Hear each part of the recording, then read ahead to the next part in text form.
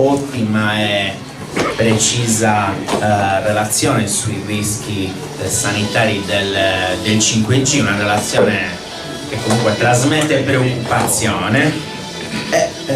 Ora passiamo alla questione dei diritti della collettività, della relazione tra cittadini ed enti locali, le posizioni dei paesi europei e dell'Italia. La dottoressa Corredo ha aggiunto giustamente che sono i governi che devono scegliere, ma insieme alle cittadine e ai cittadini. La questione della democrazia è un'altra questione che pur sicuramente non essendo tra quelle dirette rispetto all'esposizione dei rischi sulla salute, comunque centrale, comunque fondamentale. Claudia Zonchedo, medico ISDE della sezione di Cagliari.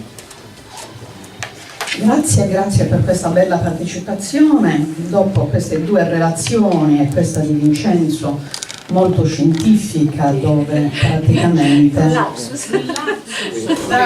mi dovete perdonare, è un ricordo a Vincenzo Migareddu, perché vuol dire che c'è.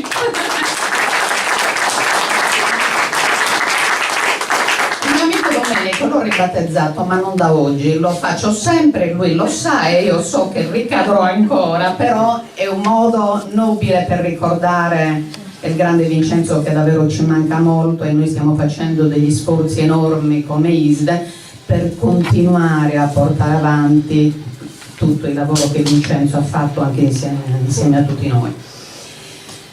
Che dire, da queste relazioni oggi emergono delle fortissime preoccupazioni. Noi siamo portati a parlare ancora di diritti delle popolazioni, di diritti violati. Ci chiediamo che stia facendo la giurisprudenza a tutti i livelli, che cosa ne è stato della normativa europea, tenendo conto che l'Europa è dai primi anni 70 che praticamente rimette al centro delle scelte, questo è molto teorico però molto ha fatto anche in pratica, al centro delle scelte l'ambiente e la salute delle popolazioni. Oggi praticamente abbiamo 120 stati al mondo i cui governi hanno di fatto fallito, nel senso che hanno rinunciato al loro ruolo di tutelare le collettività in tutto il mondo. Che cosa è successo? Di fatto nell'era delle multinazionali, della globalizzazione mondiale, e di cui i colossi della telefonia oggi ne sono grande espressione, cioè questi riescono a dominare sulle scelte degli stati perché si sono dotati di governi. Oggi ad esempio non è pensabile che, scusate se io vado a braccio perché la mia relazione è molto superata da tutto quello che è stato detto, per cui oggi noi abbiamo i governi che non rispondono più a chi li ha scelti, cioè alle popolazioni, ma oggi i governi rispondono a diktat che vanno oltre. Vuol dire che le multinazionali della globalizzazione sono riuscite nel tempo a dotarsi di governi propri che portano avanti i loro progetti. L'Italia è in testa. L'Italia in questo processo è in testa. Abbiamo visto Di Maio, giusto per fare nomi, ma potremmo farne anche altri, che va molto orgoglioso, va in Cina dove è stato fortemente gratificato, per poi attirare le attenzioni di Trump, che quello si arrabbia e lo richiama subito all'ordine, ricordandogli che il Mediterraneo e l'Italia sono suoi. E come la mettiamo? Lui adesso è in balia, senza rendersi conto, è in balia praticamente di uno scontro fra potenze.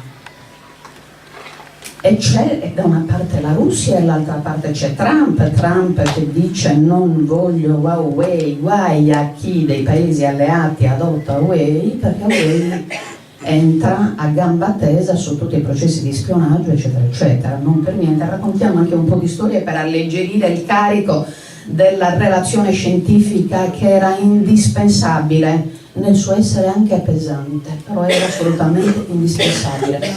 Noi ci troviamo all'interno proprio di dinamiche, di scontri, dove non c'entriamo nulla, cioè i popoli oggi sono compressi all'interno di guerre che non riguardano noi. Quindi abbiamo avuto qui in Sardegna, ad esempio, una visita passata del tutto inosservata. Io ho fatto 2 comunicati stampa perché mi sentivo molto preoccupata. Era la visita praticamente del presidente della Cina, scortato da Renzi. Il presidente della Cina è comunque l'uomo più potente della terra, perché se Trump è il presidente di 300 milioni di americani, il presidente della Cina è presidente di 1.500.000 cinesi, è un uomo, è una grande potenza anche sul fronte finanziario, per cui come minimo una visita in Sardegna avrebbe dovuto far riflettere, e quindi la classe politica sarda ne sapeva nulla, non si risponde, cioè non si risponde. Poi dopo poco tempo era normale che intanto faceva un po' di shopping, per cui mentre arrivava in Sardegna acquistava cantieri navali, i porti gli piacevano molto, i porti e i cantieri navali al presidente. E poi arriva in Sardegna e prende gli accordi con centro di ricerca che abbiamo a Pula, subito dopo arrivano a Roma e definiscono praticamente gli affari e firmano gli accordi tra la Huawei e la regione Sardegna, senza spiegare nulla a nessuno. Cioè a noi sardi non è dovuto spiegare niente, ma noi abbiamo anche il sospetto che la stessa classe politica non sia a conoscenza di nulla. Io feci una battuta, ma il presidente Pigliaro si offese molto, perché io scrissi, dopo che il presidente della Sardegna ha imbandito la tavola per la cena dei potenti, non viene invitato a cena perché al tavolo dei sovrani sudditi non sono ammessi. E lui si è offeso, però forse avevo ragione io.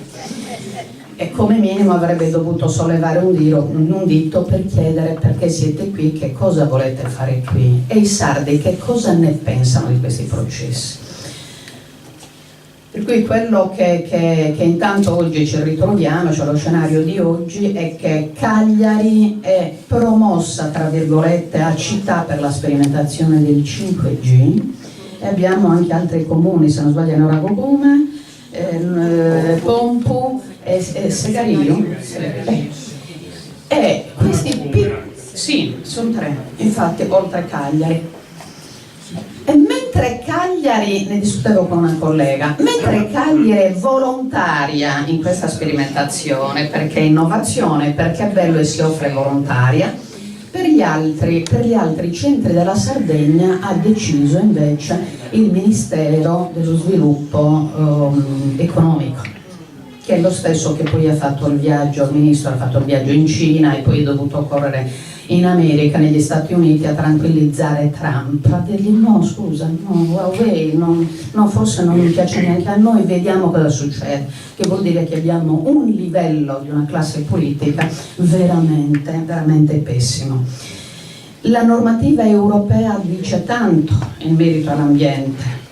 Il principio di precauzione, di fronte al principio di precauzione, ogni iniziativa a forte impatto ambientale, cioè basta che ci sia il sospetto di un rischio, la normativa europea prevede che debba essere assolutamente fermata, ma non ferma proprio nulla. Ma io oltre a questo parlerei anche alla luce dell'esposizione che ha fatto il nostro Presidente, un'esposizione scientifica, che noi abbiamo i dati sulla sperimentazione, quindi abbiamo i dati in mano per poter parlare anche del principio di prevenzione, cioè sappiamo che non fanno opere di bene, che il 5G non può portarci del bene alla nostra salute, quindi ci sono diverse ragioni per le quali dovrebbe essere assolutamente bloccato.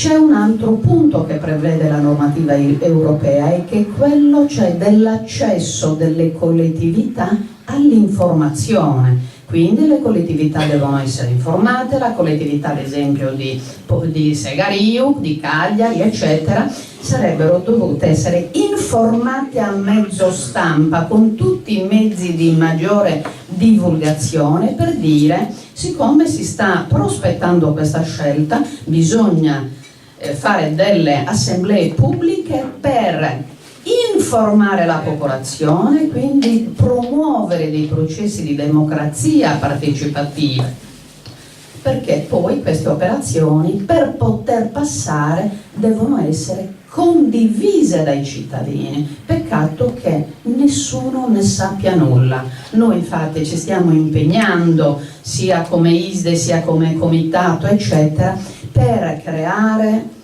informazione, per creare consapevolezza.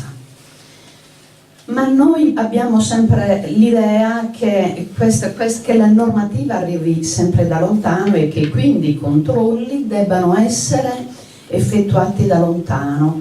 Noi invece sappiamo che i controlli devono essere effettuati innanzitutto da vicino, e cioè la responsabilità dei sindaci. Io questo ci tengo molto a ribadirlo, perché la figura del sindaco è una figura importantissima e determinante, e siccome ne risponde penalmente di eventuali problemi di inquinamento ambientale e quindi di patologie della propria collettività legata all'inquinamento ambientale, il sindaco può decidere, il sindaco può dire passa o non passa, naturalmente dopo aver informato e coinvolto la popolazione.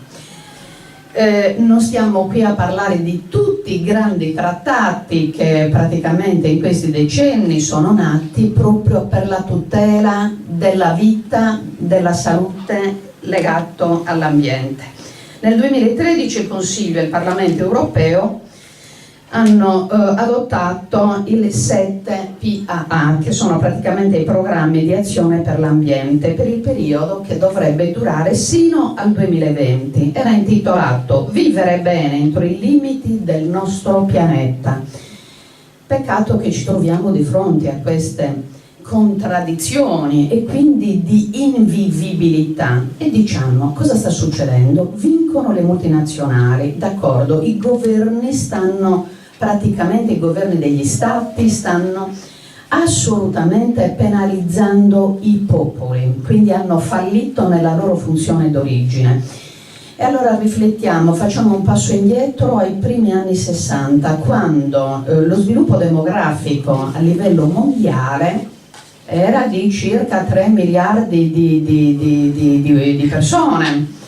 Oggi ci ritroviamo con circa 7 miliardi, con delle potenze emergenti che fanno veramente paura, e che sono quelle potenze che in passato erano mortificate, quindi parliamo di miliardi di persone che non mangiavano e che oggi invece si sono guadagnate una postazione tale di potere nel mondo, per cui non solo vogliono mangiare quanto una parte del mondo occidentale, ma vogliono mangiare di più e dominare.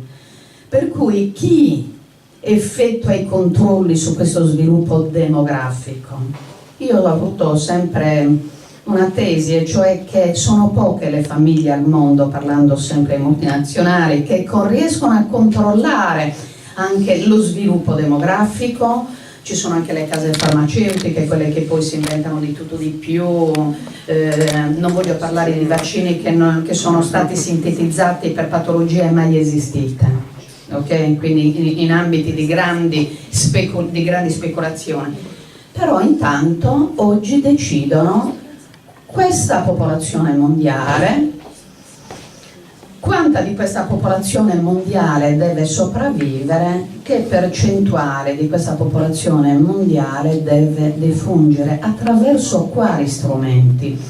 Alla luce di quanto è stato detto anche oggi, il 5G può essere uno strumento di selezione molto preoccupante. Insomma, siamo in questa condizione. Per quanto concerne sempre la giurisprudenza e quello che prevede la normativa europea, c'è anche un terzo principio, cioè oltre a quello di precauzione, di prevenzione dell'accesso all'informazione, c'è anche il principio di chi rompe paga, chi inquina paga. Non è mai successo sino ad oggi che qualcuno, un responsabile di inquinamento, abbia mai pagato nulla. Noi sardi qui siamo testimoni e vittime di questi iter comportamentali. Abbiamo diritto quindi all'informazione, ci viene negato, la partecipazione ci viene negata, idem la condivisione, e poi ci viene negato anche un altro principio, che è quello dell'accesso alla giustizia qualora il principio di precauzione, di informazione venga violato. Per cui chi farà giustizia per i popoli?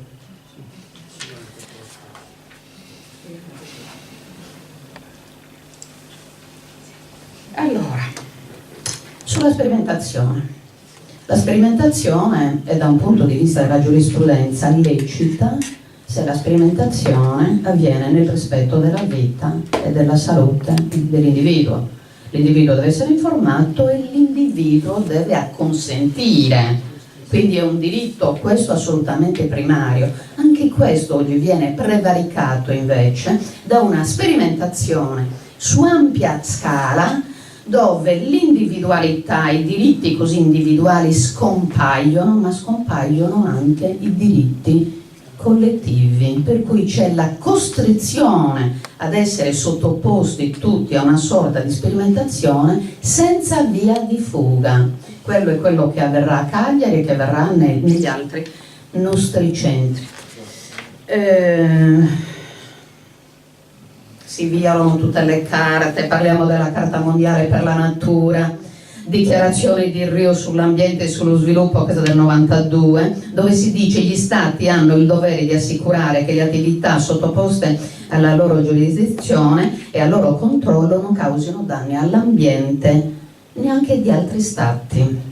Il vertice mondiale sullo sviluppo sostenibile delle Nazioni Unite, questo invece del 2002, lanciare iniziative internazionali che valutino il legame fra salute e ambiente e si diano risposte politiche nazionali e regionali più efficaci alle minacce ambientali e alla salute umana. La Dichiarazione universale dei diritti umani, ogni individuo ha diritto alla vita, alla libertà e alla sicurezza della propria persona, e così via. Poi c'è l'appello internazionale Stop al 5G, la diffusione sulla Terra e nello spazio del 5G, una tecnologia senza precedenti di onde millimetriche precedentemente utilizzata come il Presidente ha spiegato molto bene, come arma energetica nelle operazioni militari e di controllo delle folle. L'appello poi all'ONU, all'Organizzazione Mondiale della Sanità, all'Unione Europea, al Consiglio d'Europa e a tutti i governi di quegli stati che si sono macchiati di un crimine pesantissimo, che è quello di barattare praticamente la salute della gente. Faccio una riflessione molto veloce sul fatto della tecnologia. Mi ha ispirato la collega Paola Correddo. C'è la bomba atomica.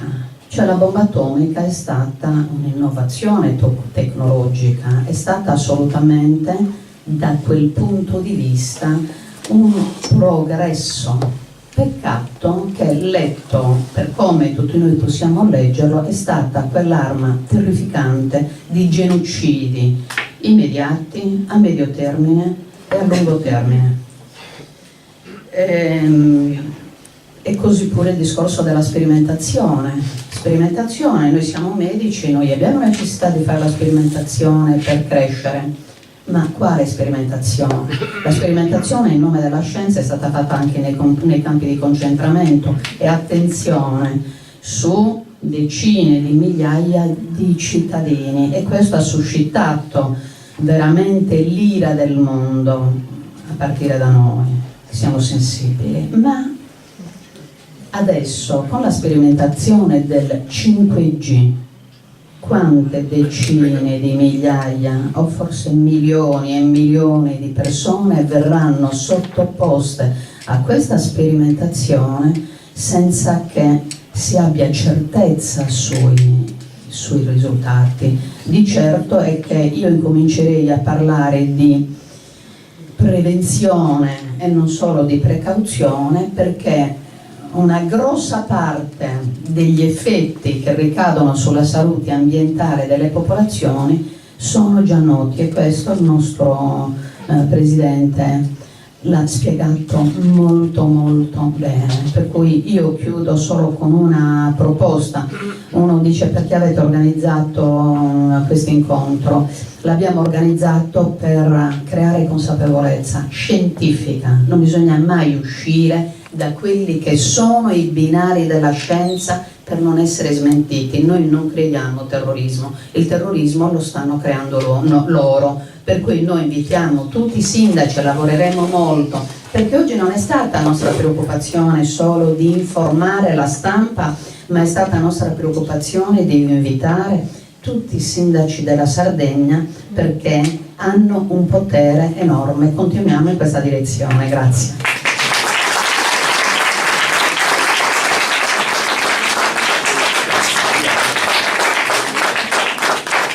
Grazie Claudia Zucchetto.